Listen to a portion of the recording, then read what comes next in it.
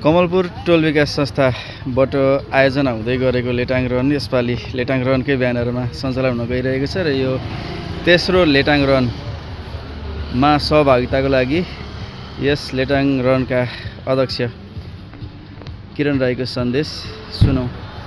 सबैलाई नमस्कार। यो लेटाङ रन चाहिँ तेस्रो संस्करण यही माघ 1 गते हुन गइरहेको छ। विशेष गरी स्वास्थ्य हुनुपर्दछ अनि लागु औषध दुर्पसिनीबाट बचेर र बचाउनु पनि पर्छ भन्ने एउटा हाम्रो सन्देश साथसाथै लेटाङलाई प्रमोट गर्नको निम्ति हामीले यो कार्यक्रमलाई अगाडि बढाइरहेका छौँ।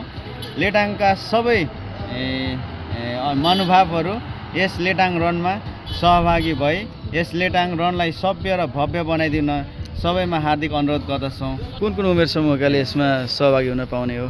यसमा चाहिँ हामीसँग यसपालि 4टा क्याटेगोरी छ। 4टा क्याटेगोरीमा अन्डर क्लास 8 भन्ने छ। त्यसमा चाहिँ 3 किलोमिटर हाम्रो अन्डर क्लास 8 को नानीहरू कुद्न पाउनुहुनेछ। त्यसपछि एउटा चाहिँ हाम्रो लेटाङ भन्ने छ, जुन चाहिँ विशेष गरी लेटाङका बासिन्दाहरूको लागि, लेटाङमा रहनुभएका महानुभावहरूको लागि भनेर हाम्रो लेटाङ भन्ने एउटा समूह छ। त्यो चाहिँ 10 किलोमिटर छ। र अर्को चाहिँ हाम्रो ओपन भन्ने छ। यो चाहिँ सबै संसारभरिबाट नि तपाईहरु पार्टिसिपेट हुन सक्नुहुनेछ। अनि अर्को हाम्रो भेटरन छ।